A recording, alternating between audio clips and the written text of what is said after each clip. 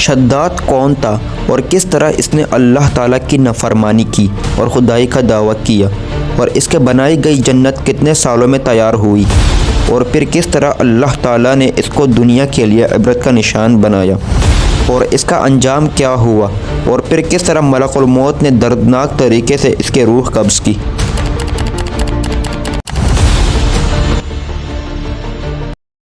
دنیا کے تاریخ میں بہت سے ایسے بادشاہ اور فرعون گزرے ہیں جن کو ان کی بادشاہت اور دولت کے نشے نے مغرور بنا دیا۔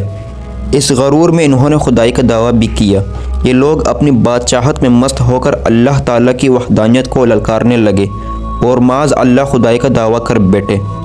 اس کے باوجود بھی اللہ تعالیٰ نے ان کے طرف بے شمار انبیاء کرام کو مبعوث فرمایا اور ان کو ہدایت کی طرف بلایا، لیکن یہ لوگ اپنی سرکشی اور انا پر اڑے رہے اور اللہ تعالیٰ کی وحدانیت کو انکار کرتے رہے۔ پھر بھی یہ لوگ قابل ہدایت نہ رہے تو تب اللہ تعالیٰ نے ان بدبخت لوگوں کو عبرت کا نشان بنایا اور ان لوگوں کو تباہ و برباد کر دیا، تو ان لوگوں کے نام و نشان کو صفحہ ہستی سے مٹا دیا۔ اللہ تعالیٰ نے ان جھوٹے خدائی کے دعوے داروں کو ایسی عبرتناک موت دی کہ آج بھی لوگ ان سے عبرت حاصل کرتے ہیں۔ ان خدائی کا دعوے کرنے والے بدبخت لوگوں میں شداد بھی تھا، جس نے اللہ تعالیٰ کی وحدانیت کو للکارا اور سرکش ہو گیا۔ شداد اس قوم کی نسل سے تھا جو دنیا کے سب سے طاقتور قوم تھی، جس کو قوم عاد کہا جاتا ہے۔ اس قوم کے بارے میں اللہ تعالیٰ نے قرآن مجید میں ارشاد فرمایا ہے کہ ان کے جیسی قوم نہ اللہ تعالیٰ نے اس سے پہلے پیدا کی اور نہ ہی ان کے بعد پیدا ہوئے۔ قوم عاد احقاف کے اندر آباد تھے۔ احقاف ایسی جگہ تھی جہاں ریت کے بہت ہی بلند و بالا ٹھیلے تھے، اور احقاف کا یہ علاقہ یمن اور عمان کے درمیان بکھرا ہوا تھا۔ اس علاقے کے اندر قوم عاد 8,500 سال پہلے آباد تھی۔ اس قوم پر اللہ تعالیٰ کا خاص کرم تھا کہ اس قوم کو اللہ تعالیٰ نے دنیا کے سب سے طاقتور قوم بنایا تھا۔ اس کے ساتھ ساتھ اللہ تعالیٰ نے اس قوم کو سرسبز و شاداب باغات اور وافر مقدار میں کھیت عطا فرمائے تھے۔ اس قوم کے پاس بے شمار جانور تھے اور پینے کے لیے میٹھا پانی تھا۔ اس کے علاوہ اللہ تعالیٰ نے اس قوم کو بے شمار نعمتوں سے نوازا تھا۔ چنانچہ اس قدر مال و دولت اور نعمتوں کی فراوانی کی وجہ سے یہ قوم بھٹک گئی اور اللہ تعالیٰ کی نافرمان قوم ہو گئی، اور یہ باغی ہو گئے۔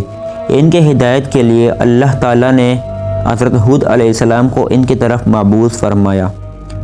حضرت ہود علیہ السلام اس قوم کو اللہ تعالیٰ کے حکم سے تبلیغ کرنے لگے اور اللہ تعالیٰ کی وحدانیت کی طرف بلانے لگے، لیکن یہ قوم اپنے کفر و شرک سے باز نہ آئی اور حضرت ہود علیہ السلام کا مذاق اڑانے لگی۔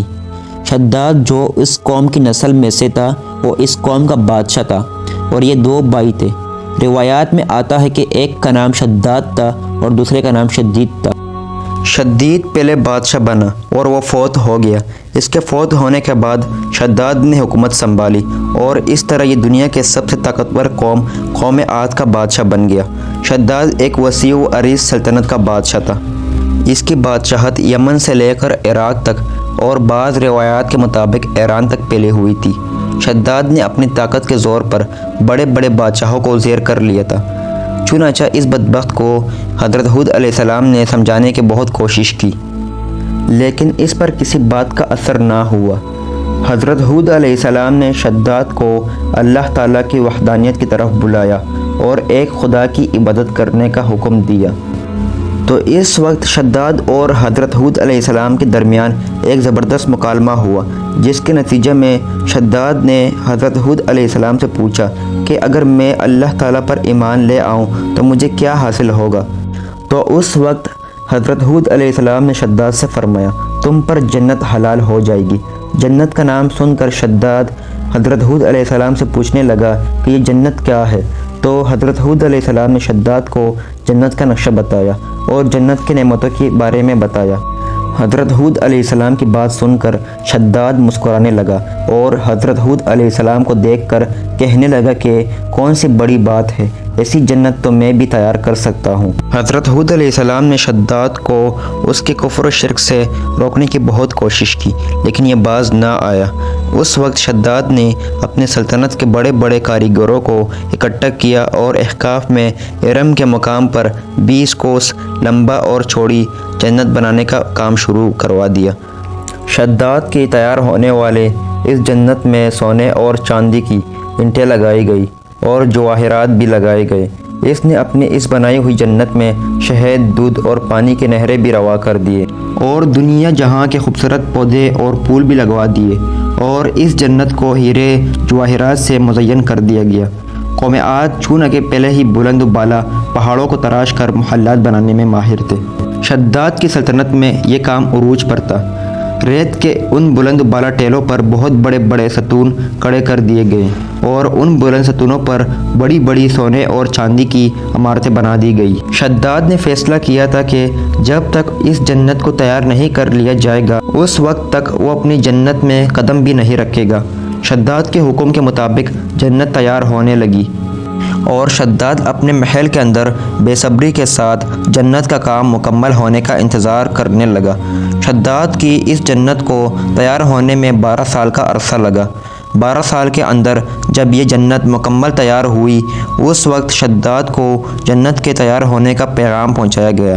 شداد جنت کے تیار ہونے کا پیغام سن کر خوش ہوا اور اپنی جنت کو دیکھنے کے لیے اپنی فوج کو لے کر جنت کی طرف نکل پڑا۔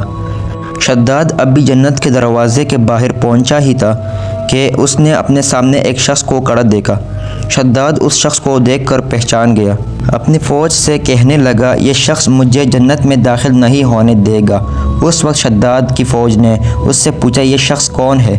تو اس وقت شداد نے کہا یہ ملک الموت ہے جو کہ میری روح قبض کرنے آئی ہے۔ تو اس وقت شداد نے ملک الموت سے عرض کیا کہ مجھے صرف میری جنت میں قدم رکھنے کی مہلت دے دی جائے، لیکن اللہ تعالیٰ کی طرف سے مقرر فرشتے نے جواب دیا کہ مجھے اللہ تعالیٰ کی طرف سے حکم ہے کہ میں تجھے تیری جنت کے اندر قدم نہ رکھنے دوں۔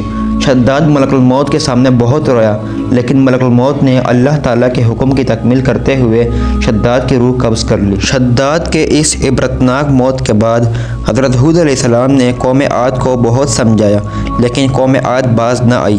حالانکہ شداد کا یہ انجام قوم عاد کے لیے کافی تھا، لیکن جب انسان کے عقل پہ غرور کا پردہ پڑا ہوتا ہے، چاہے شداد ہو یا شدید، اس کو کسی کام کا انجام دکھائی نہیں دیتا۔ حضرت ہود علیہ السلام نے قوم عاد کو شداد کا انجام بتا کر ڈرانے کی کوشش کی، لیکن قوم عاد باز نہ آئی اور اس طرح اللہ تعالیٰ کی نافرمانی کرتی رہی، یہاں تک کہ حضرت ہود علیہ السلام مایوس ہو گئے۔ اس وقت قوم عاد قابل ہدایت نہ رہی، تو اللہ تعالیٰ نے حضرت ہود علیہ السلام کو حکم دیا کہ وہ اپنی ساتھیوں کو لے کر اس علاقے سے چلے جائیں۔ اللہ تعالیٰ کا حکم پاتے ہی حضرت ہود علیہ السلام نے اپنی قوم کو آخری بار سمجھانے کی کوشش کی، لیکن وہ لوگ پھر بھی باز نہ آئے، تو حضرت ہود علیہ السلام اپنی ساتھیوں کو لے کر اس علاقے سے روانہ ہو گئے۔ ان کے جانے کے بعد اللہ تعالیٰ نے عاد پر خوفناک آندھیاں مسلط کر دی۔